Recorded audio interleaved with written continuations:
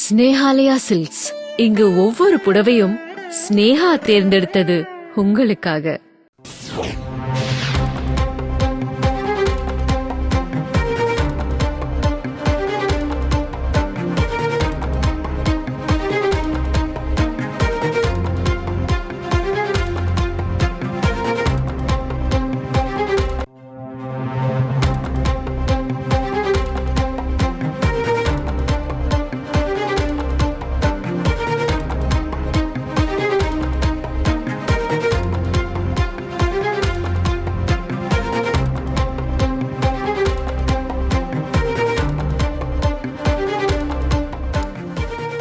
தற்போது வந்திருக்கக்கூடிய முக்கிய செய்தி, அமைச்சர் பதவியை ராஜினாமா செய்திருக்கிறார் செந்தில் பாலாஜி.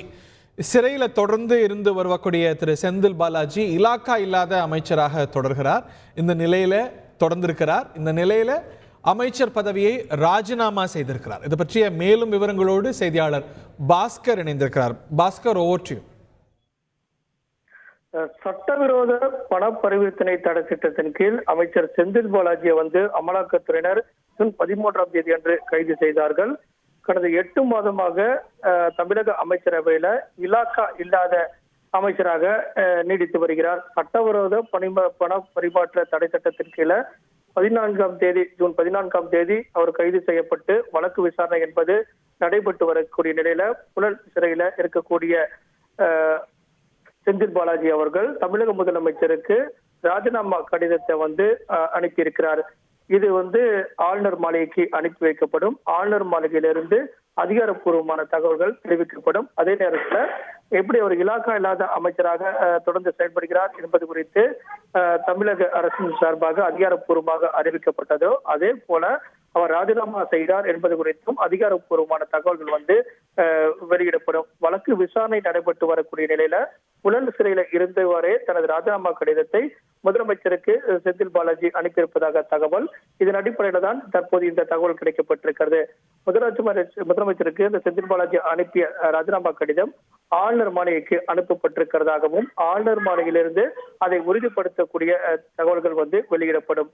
அந்த வகையில தான் இந்த 6 மாத இடைவெளியில நடைபெற்றக்கூடிய சம்பவங்கள், வழக்கு விசாரணை கடந்து வந்த பாதை, அதே நேரத்துல அவர் ஜாமீன் கோரி இருக்கக்கூடிய மனுக்கள் மீது தொடர்ந்து நிராகரிப்பு உள்ளிட்ட பல்வேறு விதமான பயணங்கள் இருந்து வரக்கூடிய நிலையில கடந்த 6 மாதங்களுக்கு மேலாக புழல் சிறையில் இருக்கக்கூடிய செந்தில் பாலாஜி அவர்களுடைய வழக்கு விசாரணையும் நீதிமன்றத்தில் வரக்கூடிய நிலையில ராஜினாமாவை ஆளுநர் ஏற்ற பிறகு அது அதிகாரப்பூர்வமாக தெரிவிக்கப்படும் அப்படிங்கிற தகவலும் கிடைக்கப்பட்டிருக்கிறது.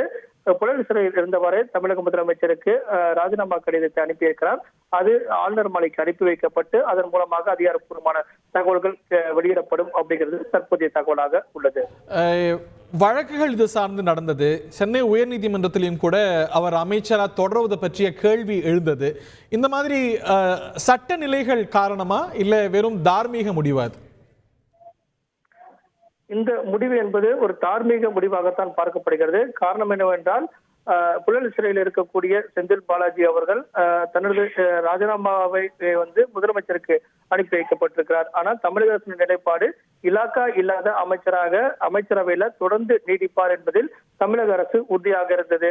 இந்த நிலையில செந்தில் பாலாஜி அவருடைய முடிவாக இந்த முடிவு எடுக்கப்பட்டு அனுப்பப்பட்டிருக்கிறது. தமிழக முதலமைச்சர் தமிழக அரசினுடைய நிலைப்பாடாக ஆளுநர் மாளிகைக்கு அனுப்பி வைக்கப்படக்கூடிய அந்த போக்குவரத்தும் நடைபெற்று வரக்கூடிய நிலையில ஆளுநர் மாளிகை இதை உறுதிப்படுத்தும். ராஜினாமாவை ஆளுநர் ஏற்ற பிறகு அதிகாரப்பூர்வமான தகவல்கள் வெளியிடப்படும்.